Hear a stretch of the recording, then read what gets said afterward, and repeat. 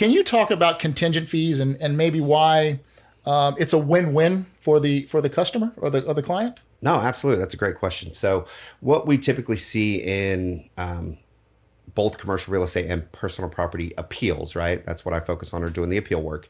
When you get a value that you don't agree with, you file the appeal, and then we go through the process to come to a more reasonable value.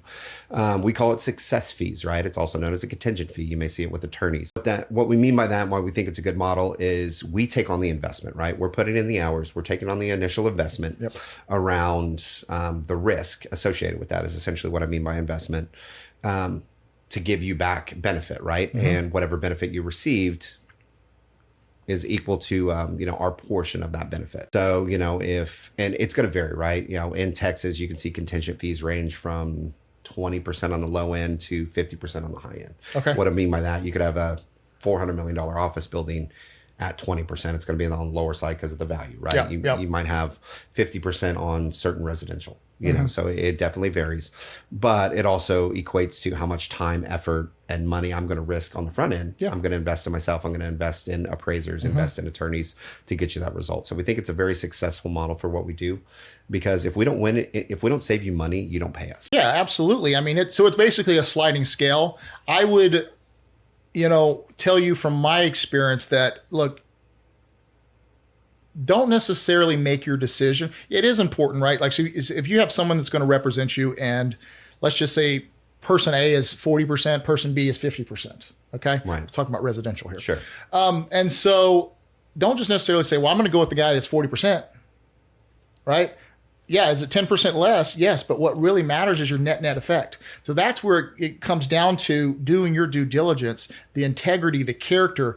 If it's like I say, and it's going to sound like I'm, really harping on these companies. They're marketing companies basically that happen to be in this sector. They might do it at 40%, but I will tell you that their net result will not be the same. It's in some instances, it makes more sense to pay that extra 10% because you will walk away with more. Well, so you're a math guy. Let me ask you this. What is 40% of zero? Zero. Exactly. So we see that a lot. You sign up for the cheaper deal, you don't get any tax savings, and they move on, right? They're going to do that 80-20. They're going to focus on the 20% where they can make the money. Yep. And if you're in the 80% that doesn't, because they're not putting in the extra effort, 40% of zero is still zero. Yeah. And I say this and I've said this on many of my podcasts, and my clients know this, and so does my staff members. For us, it's always quality over quantity, right? We want to do good work. Well, if we're going to do good work, that means we have to be involved with you. There's more man hours associated. So sometimes our fees might be a little bit higher, and we're not for everybody. I get it. Now, obviously, we're not the same fees as Big Four, right? Those aren't our clientele. But with that being said, we want to deal with people that want to do things the right way. And if someone's always penny pinching, sometimes you get what you pay for, Derrick.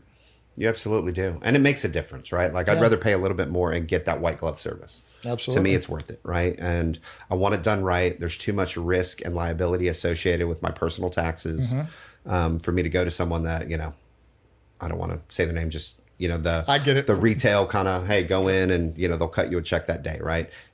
But that may work for some people. It doesn't work for me, right? So I'm willing to pay a little bit more to get better service. And at the end of the day, peace of mind. Peace of mind, absolutely. That is huge to me. I don't want to worry about that. I know that if anything ever happened, you guys have me covered on the audit side. Yep. And then at the end of the day, it always works out in my benefit, because I guarantee you, I would put, every day of the week and twice on Sunday, you're going to save me more money than going to one of these other shops that may be cheaper on the front. Yeah. Yeah. And what I would always say, like, if you're a business owner, you need to always be focusing on driving top line revenue, right? You need to focus on increasing the velocity that money turns over, okay?